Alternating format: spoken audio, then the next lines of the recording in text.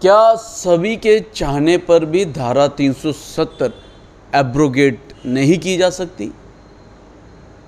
ये प्रश्न मैं नहीं, वीडियो के अंत तक जुड़े रहें जानने के लिए कि कौन पूछ रहा है।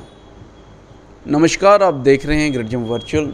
मैं पंकज खजूरिया। जिस प्रकार से सुप्रीम कोर्ट में इस समय हेयरिंग चल रही है धारा 370 के एब्रोगेशन को लेके, और 2 तारीख से डे टू डे बेसिस पे चल रही थी। वहीं कल दूसरे दिन बृहस्पतिवार को हेयरिंग में सुप्रीम कोर्ट ने कपिल सिब्बल जो एनसी की तरफ से वहाँ पे धारा 370 के फेवर में हेयरिंग में थे, उनसे पूछा कि अगर सभी जनमानस ये चाहें कि धारा 370 एब्रोगेट हो तो क्या तब भी नहीं हो सकती। दरअसल प्रश्न ये इस बात पे था कि कपिल सिब्बल ने किसी प्रश्न में ये तर्क दिया था कि महाराजा हरि सिंह जी द्वारा जो असेंबली कॉन्स्टिट्यूएंट की गई थी उसके पास पावर थी 370 को एब्रोगेट करने की, इसलिए उसको टेम्परेरी रखा गया था। लेकिन 1957 में 1957 में उस असेंबली कॉन्स्टिट्यूएंट असेंबली को निरस्त कर दिया गया, तो उसके बाद से 370 जो है वो टेम्परेरी से परमानेंट की तरह हो गई।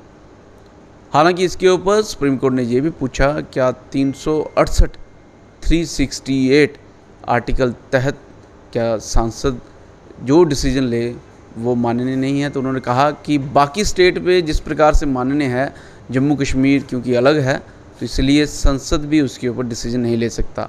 गौरतलब है कि 5 अगस्त 2019 को धारा 370 को एब्रोगेट करने के लिए लोकसभा व राज्यसभा से बिल पास किया गया था।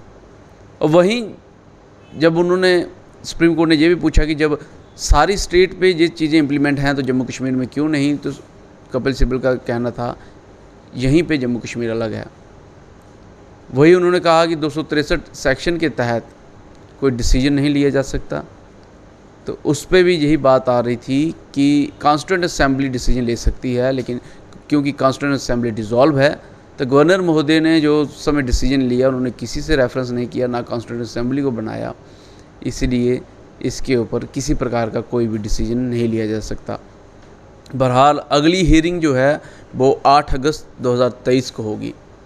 लेकिन जिस प्रकार से हियरिंग इस समय धारा 370 एब्रोगेशन को लेके चल रही है, तो खासूसन तौर पे वह लोग जिन्होंने 370 का पुरजोर विरोध किया और एब्रोगेट करवाया, और अभी दूसरा तबका जो 370 को पुरजोर तरीके से समर्थन करता है और इसका फेवर कर रहा है, उनकी निगाहें धारा 370 पे टिकी हुई हैं। वहीं आम जनमानस की बात करें तो उनके लिए कुछ खास बदलाव नहीं है।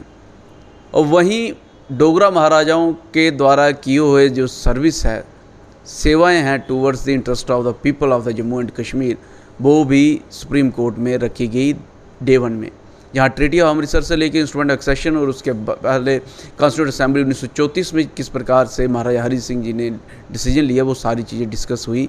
और ये बताया गया कि हालांकि वो राजशाही थे, लेकिन राजशाही में भी जनतंत्र को किस तरीके से उन्होंने समर्थन दिया, उसको फ्लरिश किया, वो चीज़ें डिस्कस हुई।